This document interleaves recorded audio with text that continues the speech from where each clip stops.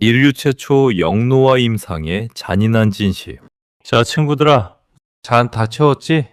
오늘은 정말 제대로 길게 가보자.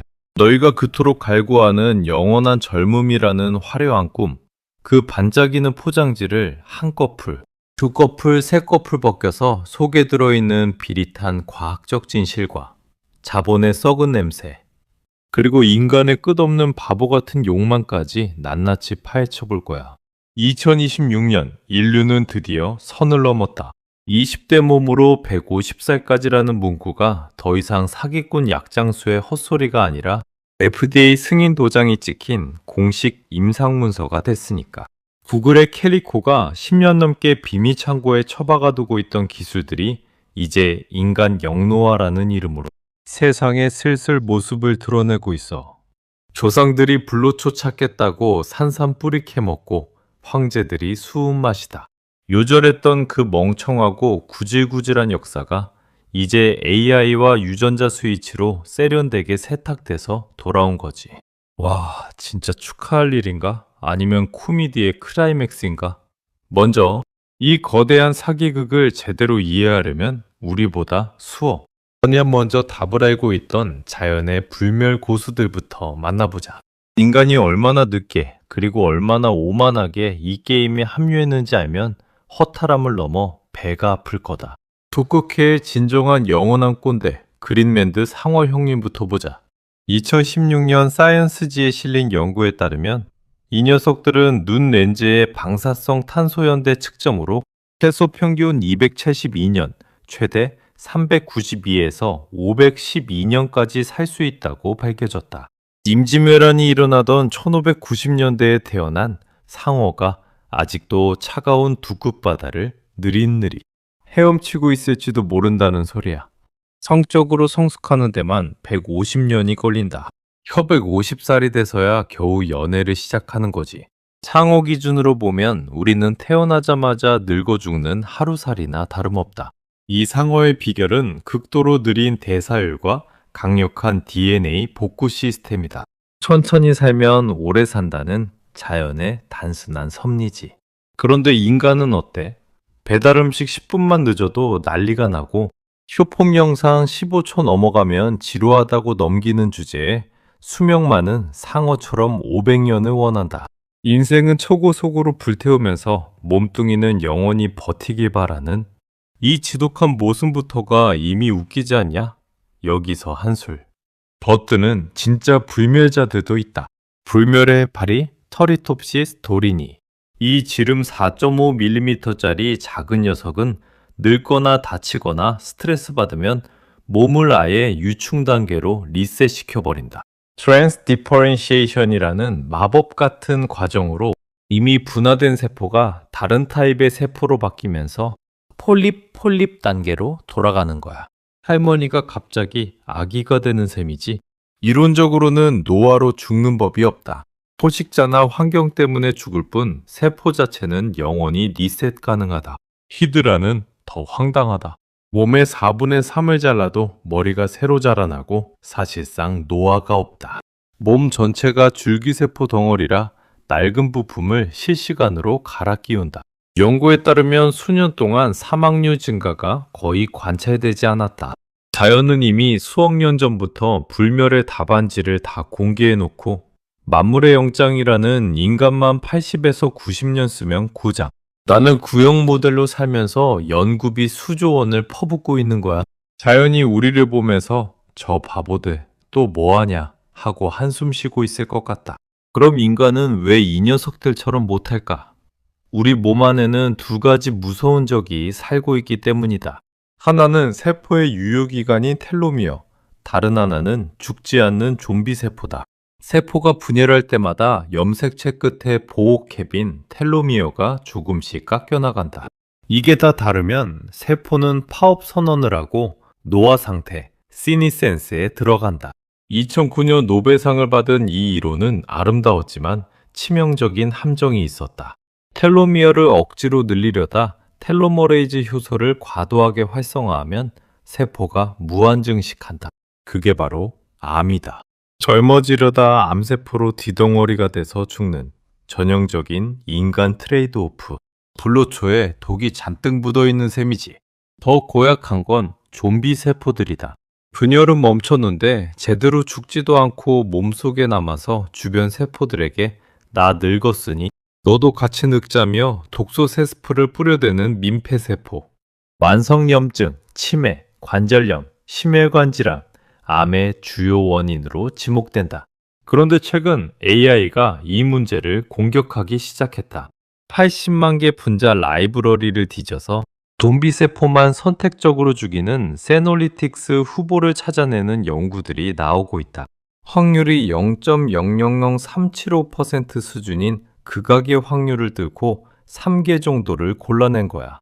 80만 명이 들어찬 경기장에서 범인 3명을 정확히 잡아낸 수준. 인간은 이제 AI라는 킬러를 고용해서 몸속 좀비 소탕 작전을 펼치기 시작했다. 좀비 영화에서 총 대신 AI. 약 한 알로 해결하는 시대. 참으로 아이러니하지. 진짜 게임 체인저는 여기서부터다. 하버드의 데이비드 싱클레어 교수가 주장하는 노화 정보 이론이다. 노화는 DNA라는 하드웨어가 부서진 게 아니라 그 위에 붙은 후속 유전.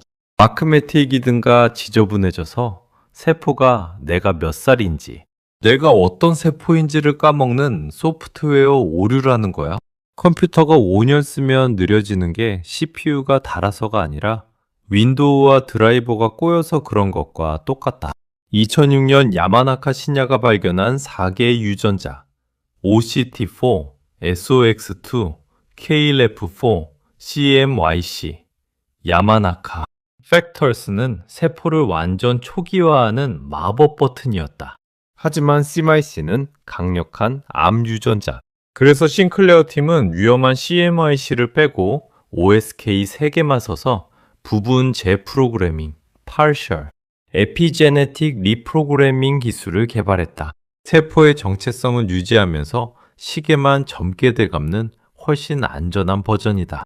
쥐 실험 결과는 경이로웠다. 늙어서 앞을 못 보던 쥐의 눈에 OSK 치료제를 넣었더니 시력이 돌아오고 DNA 메트라 패턴이 젊어졌다. 옵틱 너브 손상 모델에서도 기능이 회복됐다. 그리고 바로 지금 2026년 라이프 바이오사이언시스 싱클레어가 공동 창업가 ER100이라는 OSK 기반 유전자 치료제로 인간 일상, 임상을 시작했다. 대삼은 녹내장, 오픈앵글 글라코마가 비동맥 전방 허혈성 시신경병증 NAI, 오오는 환자, FDA가 IND를 승인한 역사상 첫 번째 인간 부분 재프로그래밍 임상이다. 바이러스를 이용해 눈에 OSK를 전달하고 약물로 발현을 조절하는 방식. 아직은 안전성 확인 단계지만 SF가 다큐멘터리가 되는 순간에 우리가 서 있다. 자, 여기까지는 기분 좋은 과학 이야기였다. 이제 술맛이 확 떨어지는 진짜 현실로 넘어가 보자. 너희는 이 기술이 나오면 모두가 공평하게 젊어질 거라고 믿나? 착각하지 마. 우리는 지금 수명의 계급화라는 잔인한 갈림길에 서 있다. 이미 WHO는 2018년에 노화를 질병 코드로 인정했다. 65세가 되면 늙은 게 아니라 환자가 되는 거야. 그런데 이 병을 고칠 약값이 얼마일까? 제프 베이조스, 사우디 왕자, 구글 등 초부자들이 수조 원을 쏟아붓는 이유는 간단하다. 그들은 줄 맨 앞자리를 사고 있는 거다. 영노화 치료제가 처음 나오면 아마 서울 강남 아파트 한 채 값, 아니 그 이상이 될 가능성이 크다. 돈 있는 자들은 150살까지 20대의 탄력과 체력을 유지하며 테니스 치고 사업하고 권력을 움켜쥘 테지만 돈 없는 대부분은 기존 의료기술로 생명만 연장되는 신세가 된다. 기대수명 90에서 100세, 건강수명 65에서 70세인 지금의 비극이 극단적으로 강화되는 거지. 부자는 150년 동안 청춘으로 살고 가난한 자는 마지막 30에서 50년을 요양병원 침대에서 기저귀 차고 연명하는 세상. 이제 나이 들어 보인다는 말은 나는 가난해서 세포 리셋할 돈이 없다는 수치스러운 계급 고백이 될 거다. 외모와 생체 나이가 곧 새로운 계급장이 되는 시대. UCLA 연구팀이 DNA 메티라 패턴으로 진짜 생체 나이를 측정하는 시계를 만든 것도 우연이 아니다. 주민등록증 나이는 의미 없어지고 취업 면접에서 생체, 나이 성적표 제출하세요 라는 말이 나올 날이 머지않았다. 80세 회장이 20대 내와 체력을 유지하며 자리를 100년 동안 안 비켜준다면 청년들은 기회가 있을까? 영원한 노인들의 전성시대가 온다. 세대 교체가 멈추고 연금 시스템은 붕괴하고 새로운 불평등이 생긴다. 불사계급 vs 피해멸계급. 영도화가 평등을 가져올 것 같냐? 웃기지 마. 기술은 언제나 돈 많은 놈들부터 권력 있는 놈들부터 간다. 캘리코가 10년 넘게 결과를 숨기고 있었던 이유도 아마 세상이 아직 이걸 감당할 준비가 안 됐다는 계산 때문일 거다. 더 무서운 건 정치적 함이다. 늙지 않은 독재자가 100년, 150년 동안 통치하는 세상. 시진핑, 푸틴 같은 인물들이 이미 이번 세기엔 150세까지 살 수 있겠다며 속으로 웃고 있을지도 모른다. 그들에게 영노화는 건강이 아니라 권력의 영속성이다. 민주주의든 독재든 권력이 고착되는 건 인류에게 축복일까? 지옥일까? 시니컬하게 말하자면 인간이 불로장생을 꿈꾸는 건 이기심의 극치다. 자연의 불멸 생물들은 철학도 예술도 사랑도 없이 그저 생존한다. 하지만 인간은 의미를 찾고 사랑하고 후회하고 창조한다. 우리가 오늘을 열정적으로 사는 이유는 인생이 유한하기 때문이다. 영원한 시간이 주어진다면 많은 사람들이 지루함과 존재론적 공허 속에서 이제 그만하고 스스로 끝을 선택할지도 모른다. 불멸의 파리는 그 공허를 모르니까 행복하다. 우리는 알기 때문에 불행해질 가능성이 크다. OSK 재프로그래밍도 아직 초기 단계다.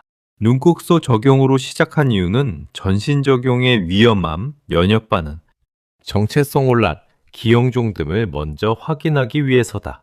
쥐와 영장류에서는 성공했지만 인간은 다를 수 있다.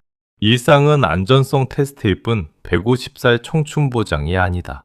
부작용이 터지면 기술이 후퇴하고 또 다른 불신이 쌓일 거다. 2026년 임상 결과가 어떻게 나오든 한 가지는 확실하다. 죽음이라는 가장 공평했던 대자연의 법 집행마저 자본주의 논리와 기술의 논리에 굴복당하고 있다는 사실. 진시황이 무덤에서 통곡할 일이 현실에서 벌어지고 있다. 자, 친구들아, 이제 잠 비우고 정신 차려. OSK 주사 한 방에 인생 역전될 거라 믿으며 운동도 안 하고 채소도 안 먹고 스트레스만 쌓는 바보 같은 짓은 그만두자. 기술은 늘 돈 많고 정보 많고 연결 많은 놈들부터 찾아간다.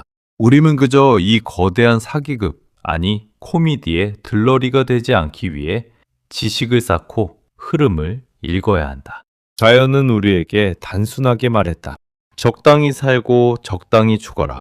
그런데 인간은 그 답을 시스템 에러라고 부르며 고치려 든다.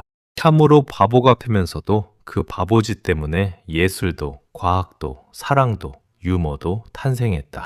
영원한 청춘을 얻는다면 그때도 우리는 또 다른 바보 같은 꿈을 꾸며 또 다른 문제를 만들어내겠지. 우리는 과연 150년의 지루함을 견딜 만큼 가치 있는 삶을 살고 있는가? 그 질문에 제대로 답하지 못한다면 500년 사는 그린랜드 상어보다 나을 게 뭐가 있겠나? 상어는 그냥 헤엄치고 먹고 번식할 뿐이지만 우리는 의미를 만들려 애쓰는 종이니까. 자, 한 잔 더 할까? 이번 잔은 아직 우리에게 남아있는 유한한 시간의 소중함을 위해서, 그리고 그 유한함 때문에 빛나는 오늘을 위해서 건배하자. 영도화 시대가 정말 열린다면 너는 가장 먼저 뭘 하고 싶어? 100년 더 일하면서 권력을 쥐고 싶어? 아니면 100년 더 놀고 여행하고 사랑하고 게으름 피우고 싶어? 아니면 그 긴 시간 동안 무엇을 창조하고 싶어? 네 생각을 들려줘. 그게 다음 잔의 안주가 될 테니까